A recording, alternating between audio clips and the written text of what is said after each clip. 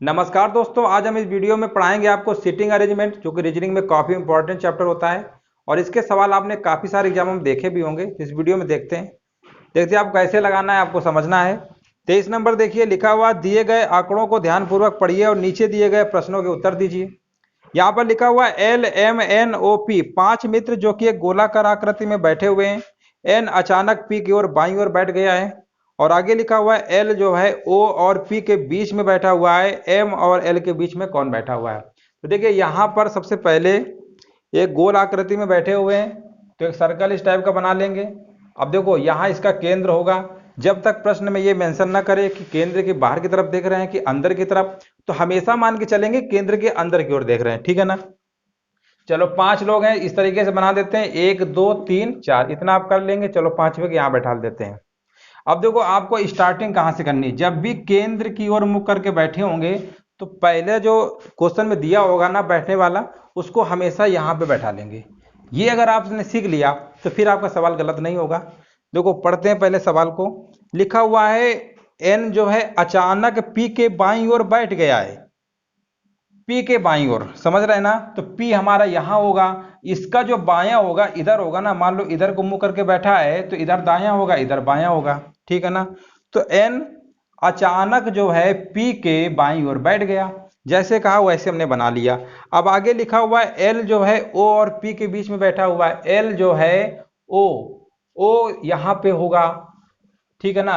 L जो है ओ और पी के बीच में, यानी यहां पे बैठा होगा। आगे लिखा हुआ है एम और एल के बीच में कौन बैठा हुआ है। अब देखो यहां पर एल तो बैठ गया है, अभी एक बंदा और बचा हुआ है, वो एम है। एम यहां पे बैठा होगा।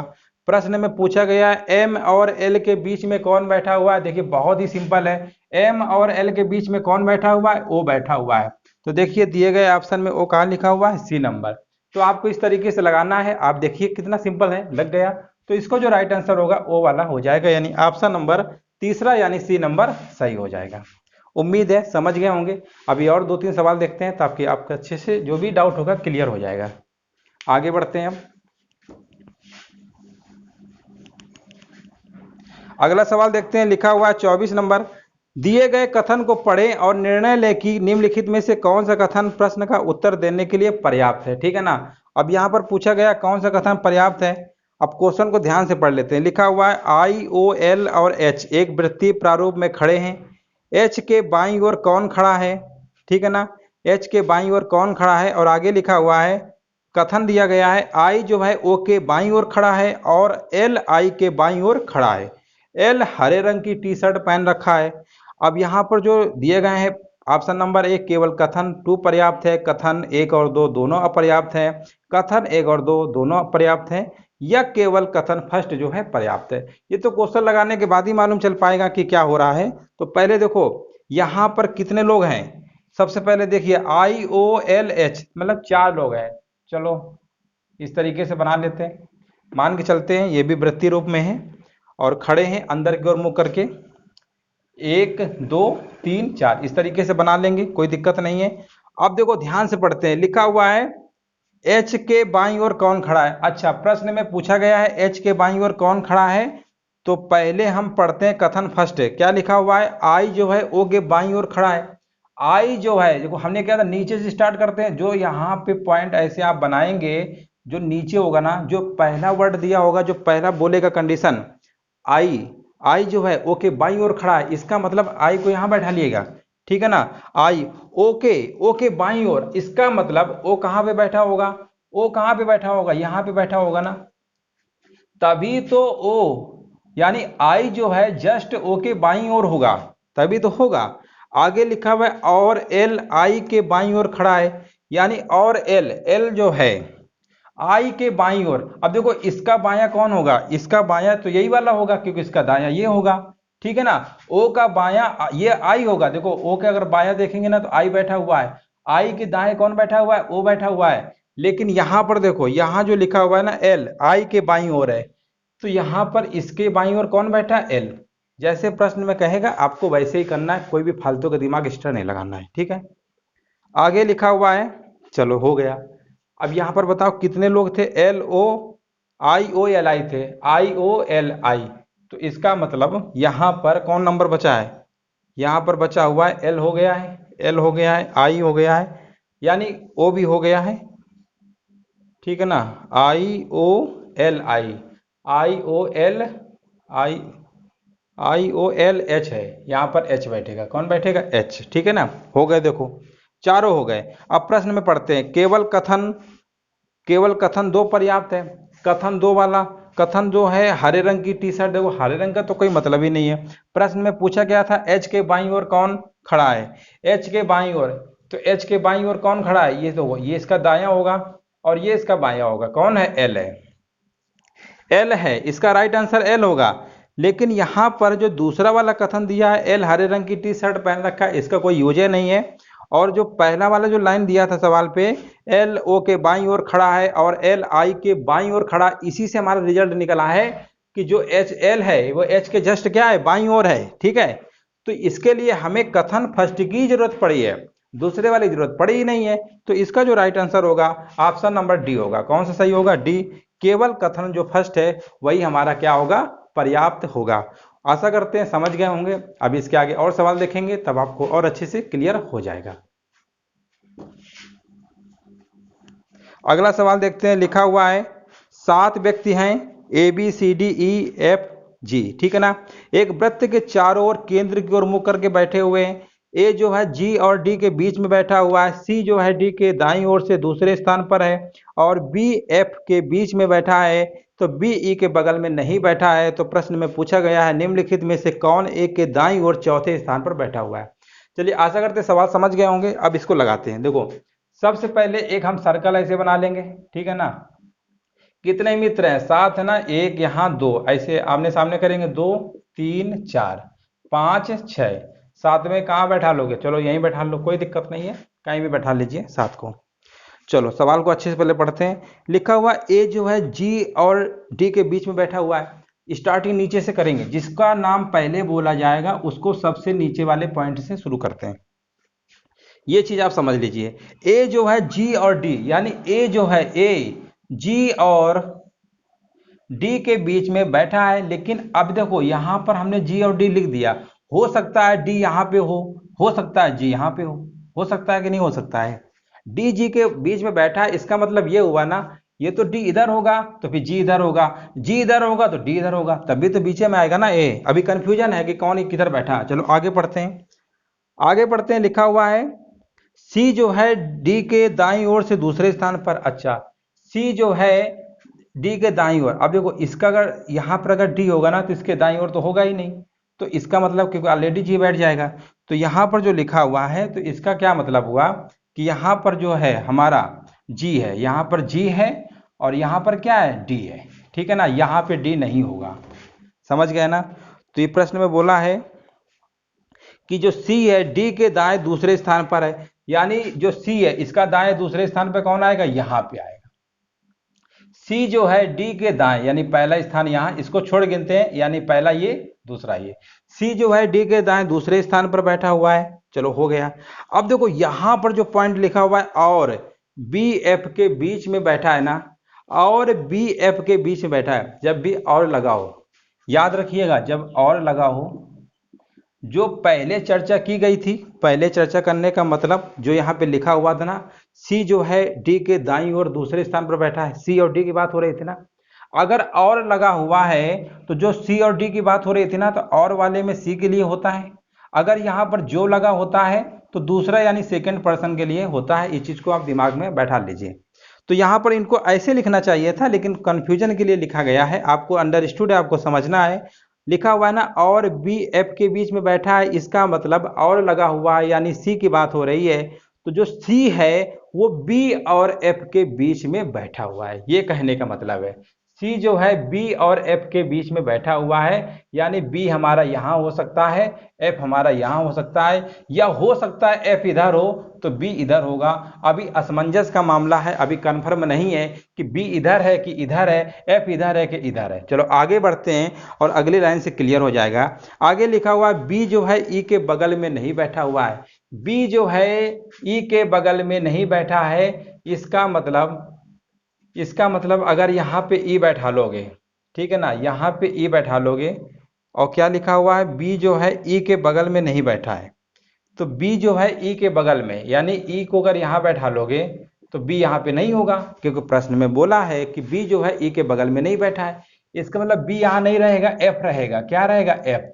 जब इधर एफ रहेगा तो इधर कौन रहेगा, बी रहेगा। समझ गए कि नहीं समझ गए, ऐसे आपको लिख लेना है। आपने ये चार्ट कंप्लीट कर लिया ना, अब आपका देखिए सवाल बड़ा तेजी से लगेगा। बोला गया ए के दाईं ओर चौथे स्थान पर कौन बैठा है। ए के दाईं ओर, इसका दायां तो इधर होगा ना, पहला, दूसरा, तीसरा, चौथा। तो आप कहेंगे एफ इसका राइट आंसर आया है। तो एफ कहां लिखा हुआ है, ऑप्शन नंबर डी। बस आपका लग गया। तो इस तरीके से आपको लगाना था। उम्मीद है समझ गए होंगे।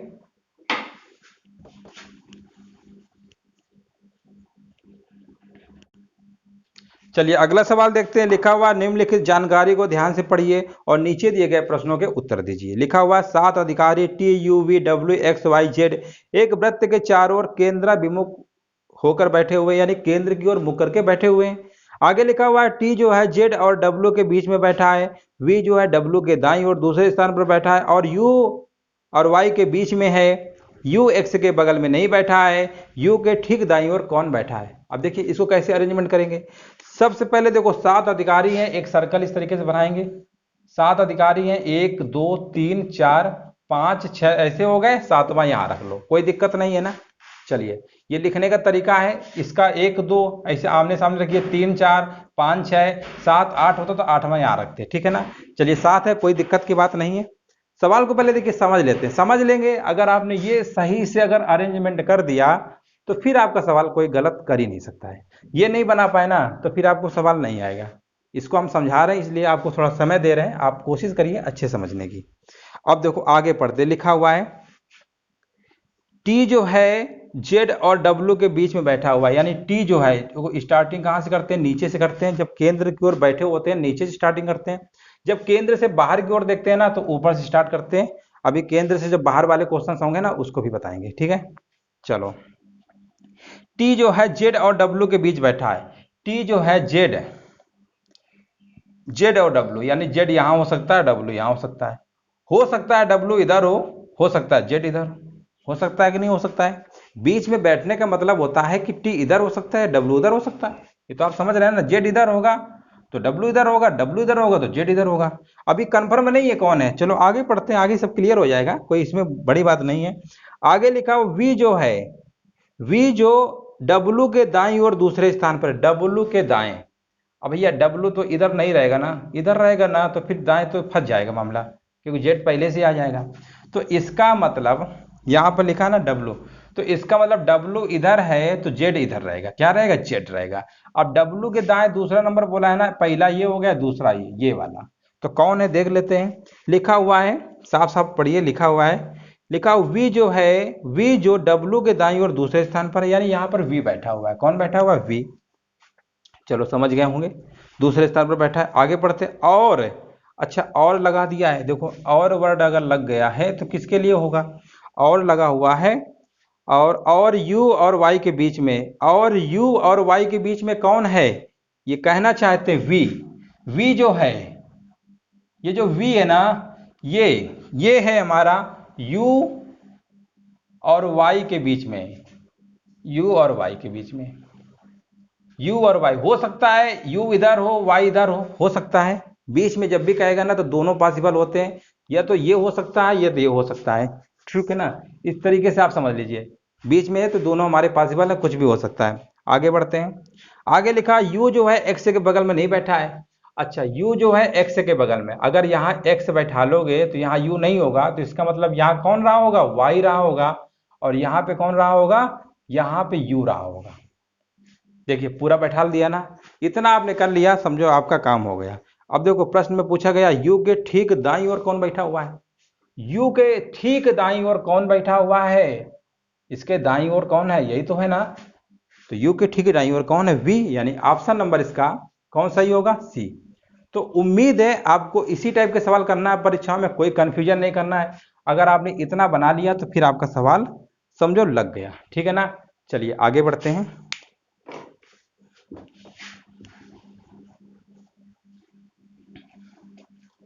अगला सवाल देखते हैं, लिखा हुआ है 8 व्यक्ति आ गए हैं, M N O P Q R S और टी। एक बैठक के लिए एक वृत्ताकार मेज के चारों ओर केंद्र की ओर मुंह करके बैठे हैं। एम एस के दाएं से दूसरे स्थान पर है, जो एन के दाएं से तीसरे स्थान पर है, पी आर के बाएं से दूसरे स्थान पर है, जो एस और एम के बीच में बैठा है, ओ एन और क्यू का पड़ोसी नहीं है। निम्नलिखित में से कौन क्यू की सही स्थिति होगी? ठीक है ना। अब देखिए कैसे लगाएंगे। देखो इसमें भी कोई दिक्कत नहीं है। सबसे पहले 8 मित्र हैं, 8 व्यक्ति हैं, तो पहले एक सर्कल इस तरीके से ड्रा कर लेंगे। 8 है ना, एक इधर, 2 इधर, 3 4, ऐसे देखो ऐसे ही खींचना है आमने सामने। 4 हो गए ना, 5 6 7 8, इस तरीके से बना लेंगे। नीचे वाले से स्टार्ट करेंगे, हमने आपको बता रखा है। अब आगे बढ़ते हैं। लिखा हुआ है, पढ़ो पहले क्या लिखा हुआ है। एम जो है एस के दाएं से दूसरे स्थान पर है। एम जो है, एम बोला है ना, एम यहां लिख लो। एम जो है एस के दाएं, तो एस के भैया दाएं, यानी एस यहां होगा। एम जो है एस के दाएं, पहला नंबर पे हो गया, दूसरे नंबर पे हो गया, सीधी सी बात है। एम जो है एस के दाएं से दूसरे स्थान पर है। अब लिखा जो का मतलब देखो, एम एस की बात इन्होंने कर दी। जो वर्ड अगर आया है तो सेकंड वाले के लिए होता है। किसके लिए होता है? सेकंड वाले के लिए। तो इसका मतलब यहां पर हम ये पढ़ेंगे कि यहां पर जो एस है, जो की जगह हम पढ़ेंगे एस। एस जो है एन के दाएं से तीसरे स्थान पर है। इसका मतलब एस जो है एन के दाएं तीसरे स्थान पर है। दाएं का मतलब इधर, इधर कहीं होगा, इधर कहीं होगा एन, पहला दूसरा तीसरा, यानी एस जो है एन के दाएं तीसरे नंबर पे, इसका दाएं इधर होगा ना, पहला ये, दूसरा ये, तीसरा इधर बायां होगा, इधर दायां होगा। ठीक है ना, तीसरे स्थान पर। चलो ठीक है। आगे लिखा हुआ पी आर के बाएं से दूसरे स्थान पर है। पी जो है आर, पी आर के बारे में कुछ पता ही नहीं है, इसको छोड़ो, आगे पढ़ो। देखो पी आर तो क्वेश्चन में दिया है ना, पी दिया है, आर दिया है, चलो इसको छोड़ो और आगे पढ़ो। आगे लिखा हुआ है जो एस और एम के बीच में, अब जो वर्ड आ गया ना, तो जो हमेशा सेकंड वाले के लिए होता है। किसके लिए होता है? सेकंड। यानी जो का मतलब आर, आर जो है एस और एम के बीच में बैठा हुआ है, ऐसे समझिएगा। तो आर जो है एस और एम, यानी आर कहां पे भैया बैठा है? यहां पे बैठा हुआ है। ठीक है ना। देखो पहली वाली लाइन से क्लियर नहीं हुआ, लेकिन अगली वाली लाइन से क्लियर हो गया। एस और एम के बीच में कौन? जो लगा है ना, यानी आर जो है एस और एम के बीच में बैठा है, हमने बैठा दिया। अब पढ़ो, पी जो है आर के बाएं से दूसरे स्थान पर है। पी जो है आर के बाएं, आर का बाया कौन होगा? पहला ये, दूसरा ये, यानी पी यहां पे बैठा हुआ है, आर के बाएं। ठीक है ना। आर, पी जो है आर के बाएं दूसरे स्थान पर, हमने दूसरे स्थान पर बैठा दिया। पी को भी बैठा दिया। अभी कितने बचे हुए? अभी 3 बचे हुए हैं। आगे पढ़ते हैं।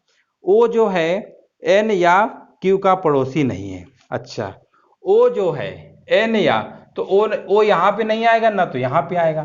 तो भैया ओ कहां पे आएगा? यहां पे आएगा। ठीक है ना, ओ यहां पे आएगा, क्योंकि साफ साफ बोला है ओ जो है एन या क्यू का पड़ोसी नहीं है। ठीक है ना। चलो यहां तक हो गया। और कुछ बचा हुआ है? ओ जो है एन या क्यू का पड़ोसी नहीं है। ठीक है ना। चलो यहां तक क्लियर हो गया। अभी कोई बचा हुआ है क्या? कितने लोग थे? एम एन, एम हो गया है, एन हो गया है, एन हो गया है, ओ भी हो गया है, पी भी हो गया है, क्यू, क्यू बचा हुआ है, और कौन बचा हुआ है? Q R S T, R S T, यानी क्यू और टी बचे हुए हैं। क्यू और टी के बारे में कुछ नहीं बताया है क्या? चलो नहीं बताया, कोई बात नहीं। तो क्यू, क्यू को यहाँ पे, ओ जो है एन, अच्छा क्यू यहाँ नहीं लिख सकते, क्यू यहाँ लिखना पड़ेगा।